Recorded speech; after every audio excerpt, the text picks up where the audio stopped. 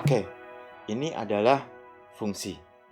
Jadi Excel itu memiliki formula-formula yang sudah built-in, yang sudah disediakan. Nah, formula tersebut dinamakan fungsi. Misalnya yang tadi sudah kita pelajari adalah fungsi sum. Fungsi di Excel merupakan salah satu kekuatan terbesarnya. Jadi, ketika kita memahami bagaimana menggunakan fungsi, maka kita akan bisa menggunakan Excel dengan lebih baik. Misalnya fungsi sum tadi, itu kan kita sama saja misalnya di Rabu ini. Kita menjumlahkan sama dengan ini, kemudian tambah bawahnya, tambah bawahnya, dan seterusnya sampai berapa jumlah datanya. Nah, ketika kita tahu bahwa itu bisa dicapai dengan rumus sum, maka kita jadi lebih simple. Berapapun yang harus dijumlahkan, kita bisa dengan cepat melakukannya. Nah, fungsi-fungsi yang ada di Excel bisa kita lihat dari tab atau ribbon formulas. Di sini ada auto sum. Di sini yang pertama ada sum, ada average, kan number, max, min. Kemudian di sini ada yang baru-baru kita pakai. Kemudian ada finansial. Di sini ada banyak seluruhan listnya. Kemudian ada logical. Logical ini salah satu yang sering kita pakai adalah if. Kemudian ada text. Kemudian ada date and time. Nah, jadi Excel menyediakan banyak sekali fungsi. Yang sering kita pakai juga adalah lookup dan reference. Misalnya VLOOKUP. Kemudian ada juga matematika dan trigonometri. Dan lain-lainnya dari statistical, engineering. Ada yang baru di tempat saya, cube, information, compatibility, dan bahkan sekarang ada yang web.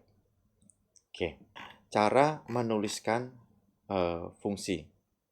Nah, jadi fungsi itu memiliki struktur yaitu fungsi dan di belakang nanti ada argumen.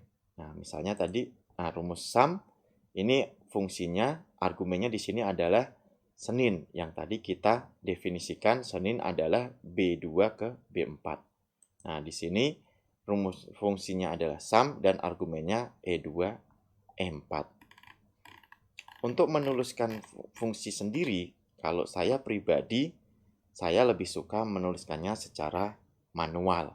Jadi seperti tadi, misalnya sama dengan sum, kemudian saya pilih mana yang mau saya jumlahkan.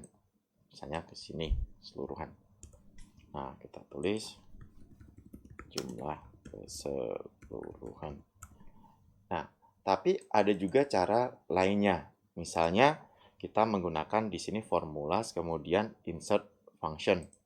Nah, maka akan muncul di sini kategorinya mau pilih apa. Ada juga all. Nah, ketika all kita misalnya cari di sini kita tulis VLOOKUP gitu. Kemudian kita klik go, maka dia akan dikasih tahu ini VLOOKUP. VLOOKUP ini ada fungsinya VLOOKUP, kemudian ada beberapa argumen yang harus dipenuhi. Ada lookup value, ada table array, ada column index number, ada range lookup. Di sini ada penjelasan singkat dan kalau kita pengen tahu VLOOKUP ini seperti apa, ada help-nya di sini. Kita klik, maka dia akan menuju ke help-nya VLOOKUP function, menuju ke situs supportnya Microsoft. Oke, jadi itu. Kita bisa juga menggunakan tombol di sini, FX ini. Kita klik, nah maka ini juga menuju ke insert function yang sama. Nah, beberapa menganggap bahwa ketika menggunakan insert function ini, itu akan lebih memudahkan. Kalau saya pribadi lebih cenderung untuk menuliskan fungsi secara langsung. Itu tadi fungsi.